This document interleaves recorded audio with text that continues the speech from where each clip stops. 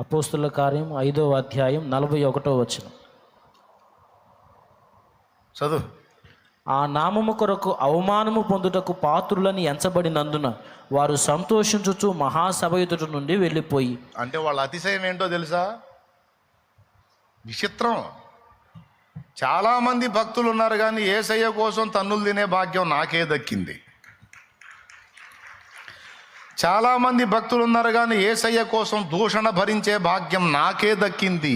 ఇది నా అదృష్టం, నా భాగ్యం అని వారు ఫీల్ అయ్యారట. అంటే వాళ్ళు దేన్ని బట్టి అతిశయించారంటే, ఆ నామమును బట్టి అవమానపరచబడటం, కొరడాలతో కొట్టబడటం, దూషణ సహించటం, దూషణ పొందటం వాళ్ళకి ఇష్టమైపోయిందంట. దాన్ని గురించి వాళ్ళు పాడుకున్నారు. ఆహా నా ధన్యత, ఓహో నా భాగ్యము, ఏమని వివరింతును,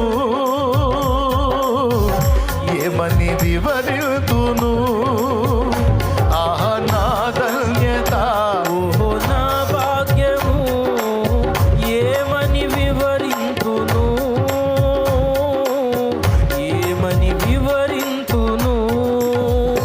నేనెందుకని నీ సొత్తుగా మారితిని, యేసయ్యా నీ రక్తముచే కడుగబడినందున.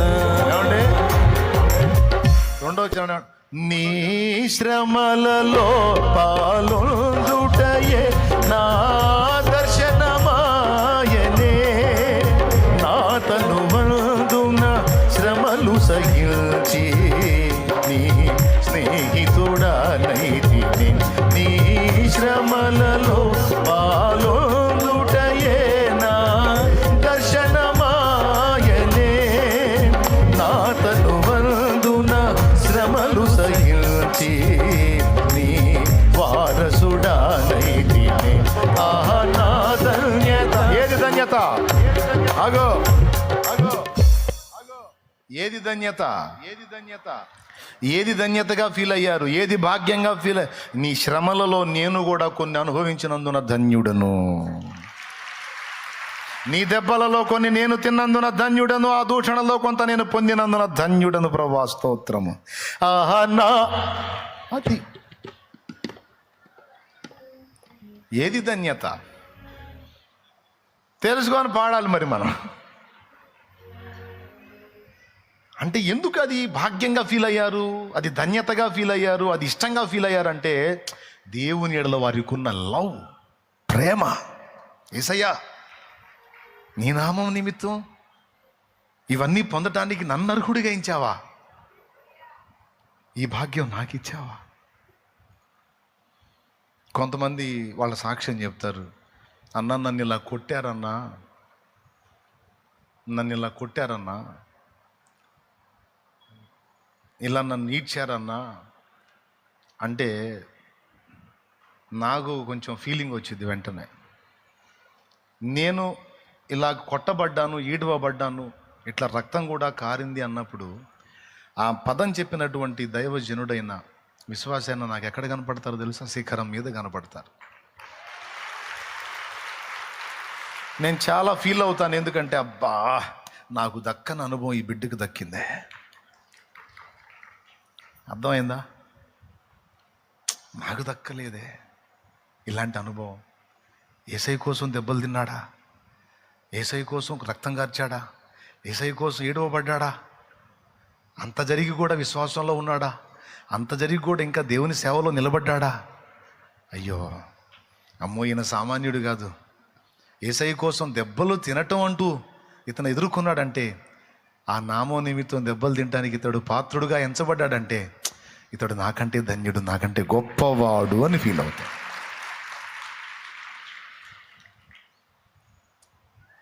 సంఘాన్ని బట్టి, లేకపోతే వాళ్ళు వేసుకొచ్చిన కారును బట్టి, వాళ్ళు చూపించిన బిల్డప్ను బట్టి నేను ఎప్పుడూ ఎవరిని రెస్పెక్ట్ చేయను. దేవుని నామము నిమిత్తము దెబ్బలు తిని, అవమానం పొంది, శ్రమ పొంది, దైవ సేవలో ఉండి చిన్న సంఘము చేసిన, చిన్న పరిచర్య చేసినా సరే ఆ దైవజనుడు నాకంటే గొప్పగా నేను ఫీల్ అవుతా. ఎందుకంటే నేను పొందని అనుభవాలు నా ప్రభు నామము నిమిత్తం అతడు పొందాడు. అతన్ని దేవుడు పాత్రుడుగా ఎంచాడు గనుక అతడు నాకంటే గొప్పవాడు. ఏమన్నా అర్థమైందా నేను చెప్పింది మీకు? ఇదంతా ఎందును బట్టి కలిగిద్ది? ఆయన యందున్న ప్రేమను బట్టి.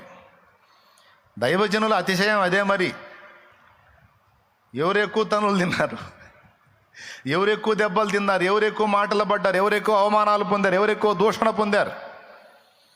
నా నామము నిమిత్తం ఇదిగో ఈ నా కుమారుడు ఎన్నో బాధలు పడ్డాడు, నా నామము నిమిత్తం ఈ నా కుమార్తె ఎన్నో బాధలు పడింది.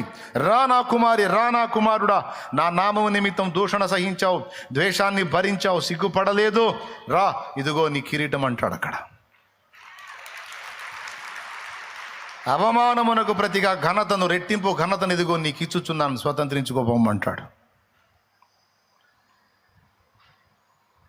కొంతమంది ఏడుస్తా చెబుతారు, అన్నయ్య నేను యేసు ప్రభుని నమ్ముకున్నానని మా వాళ్ళందరూ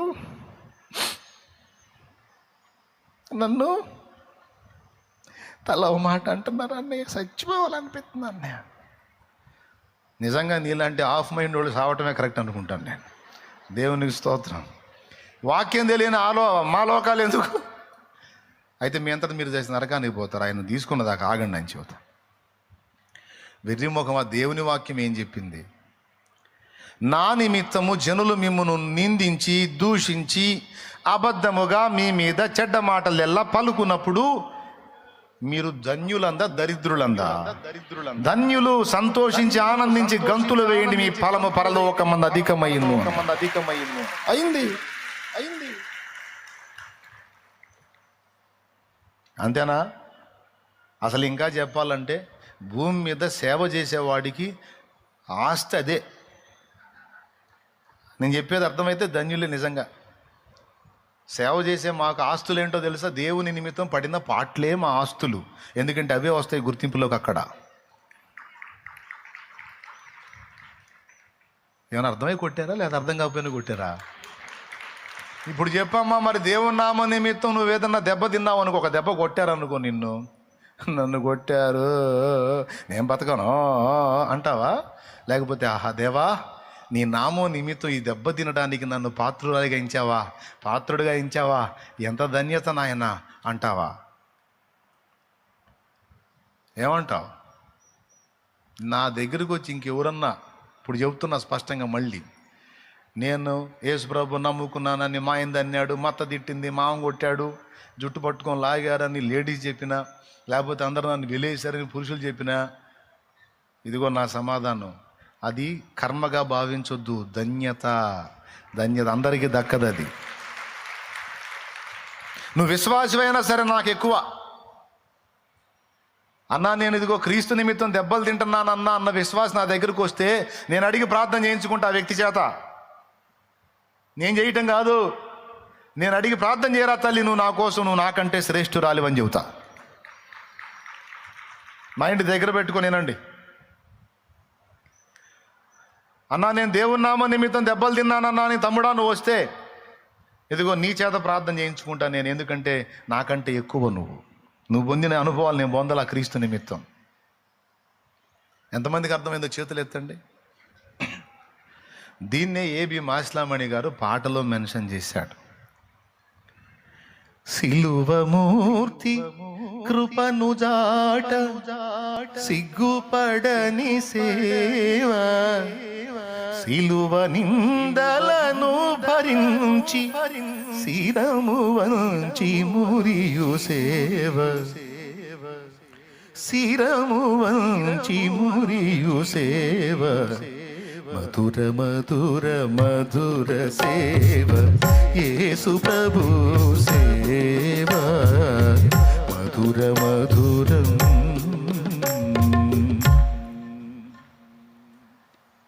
ఇప్పుడు చెప్పండి, దేవుని మీద నీకు నాకు మనకి సరైన లవ్ ఉంటే, ప్రేమ ఉంటే, ఇక ఆయన కోసం మనం చేసేవి మనకు కష్టం అనిపిస్తాయా, ఇబ్బంది అనిపిస్తాయా, భాగ్యం అనిపిస్తుందా? ఇప్పుడు మరి ఇప్పటిదాకా నీకు అవన్నీ భాగ్యాలుగా అనిపించినాయా, లేకపోతే బాధ పెట్టినాయా? బాధగా ఫీల్ అయ్యావు కాదు, వాళ్ళు అలా అన్నారు, వీళ్ళు ఇలా అన్నారు, నాతో ఎవడు మాట్లాడట్లా, నాతో ఎవరు బలకట్లా అని ఫీల్ అయ్యావు కాదు. ఆయన నామం నిమిత్తం అలాగును అనుభవించడానికి నిన్ను పాత్రురాలిగా దేవుడు ఎంచాడంటే ఆ అదృష్టం నీదది. ఇంకొకళ్ళకి దక్కని అదృష్టం నీకు అది. ఎంతమందికి ఉంటుందండి దేవుని నామం నిమిత్తం దెబ్బలు తినే అవకాశం, కొరడా దెబ్బలు తినే అవకాశం, ప్రాణం పెట్టే అవకాశం, దూషణ భరించే అవకాశం రేర్.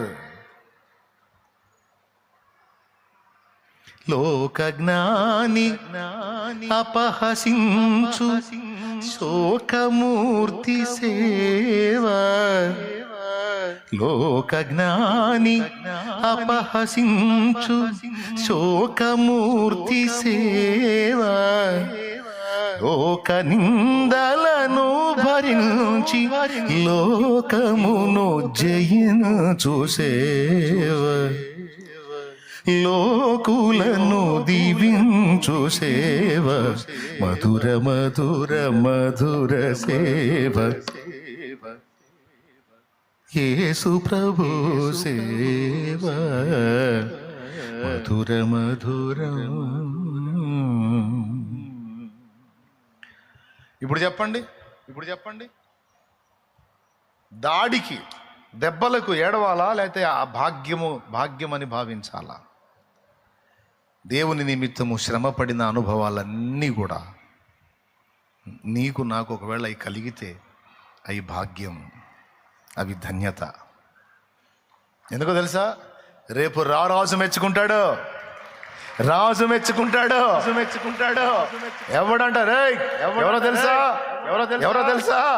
నా నిమిత్తం కొరడా దెబ్బలు తిన్నాడురా, నా నిమిత్తం దెబ్బలు తిన్నాడురా, నా నిమిత్తం మాటలు పడ్డాడురా, నా నిమిత్తం నడి వీధులలో ఈడవబడ్డాడు, నా నిమిత్తం దెబ్బలు తిందిరా, మాటలు పడింది, నడి వీధులలో ఈడవబడింది. నా బిడ్డరా, నా కూతురు, నా కుమారుడు, నా వారసుడురా, నా కోసం నన్ను ప్రేమించి, ఎంత ప్రేమ తెలుసా? అన్ని కొట్టినా, అంత దూషించినా, అంత ద్వేషించినా నన్ను వదలలేదురా. అడుగుతాడు, ఏం నీకు అప్పుడేం ఇబ్బంది అనిపించలేదా? ఏం ఫీలింగ్ కలగలేదా? నీకు బాధ కలగలేదు? ఎందుకు బాధ ప్రభువా? అయ్యో, నీకోసం ఒక మాట పట్టవు నా అదృష్టం కదా, నీకోసం ఒక దెబ్బ తింటావు నా అదృష్టం కదా, నాకెందుకు బాధపడండి? దగ్గరకు తీసుకొని ముద్దాడతాడు యేసయ్య. రా అని ముద్దాడతాడు.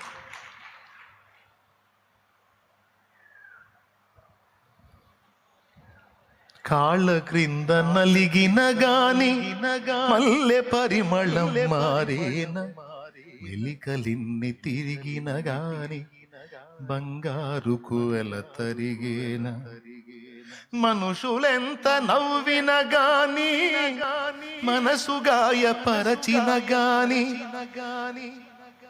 మనుషులెంత నవ్విన గాని మనసు గాయపరచిన గాని, యేసు మనసులో నీ స్థానం ఎన్నడైనా మారేనా?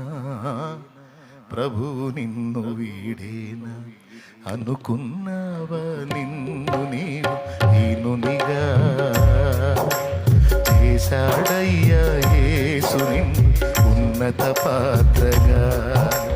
అయి ఉన్నావా ఆత్మ విషయమై దీనునిగా? అందుకోసమే నచ్చావయ్యా యేసుకు అంతగా. దేవునికి మహిమ. హల్లెలూయా. కాబట్టి ప్రేమ ఉన్నప్పుడు ఎంత కష్టపడ్డా కష్టం అనిపించదు, ఎన్ని త్యాగాలు చేసినా గొప్ప అనిపించదు. అది నా ధన్యత, అది నా భాగ్యం. అవునా? అలాగే దేవుడు వదిలేయటం కూడా ఇబ్బంది అనిపించదు, అది చాలా తేలిక. యేసయ్యను ప్రేమిస్తాం కాబట్టి సూత్రం అర్థమైందా మీకు? మొదటి ప్రేమలో మనం ఉన్నప్పుడు దేవుడి కోసం చేసేవన్నీ మనకు కష్టం అనిపించలేదు, దేవుడు వదిలేయమన్నవన్నీ వదిలేయటం మనకి పెద్ద శ్రమ అనిపించలేదు. ఇప్పుడు ఈ రెండు, దేవుని కోసం నింద మోయాలంటే బాధ అవుతుంది, దేవుని గురించి సాక్ష్యం ఇస్తే ఎవరన్నా ఏమైనా తృణీకరిస్తారేమో అనే బాధ అవుతుంది అని నీకు అనిపిస్తే, దేవుడు వదలటం నీకు కష్టం అవుతుంది అనిపిస్తే, నీకు లోపం ఏంటంటే ప్రేమ తగ్గింది. మొదట ఏవైతే ఈజీగా అనిపించినాయో అవన్నీ ప్రేమను బట్టి అనిపించినాయి. ఇప్పుడు ఏవి కష్టం అనిపిస్తున్నాయి అవన్నీ ప్రేమ లేమిని బట్టి, లోపాన్ని బట్టి అనిపిస్తున్నాయి.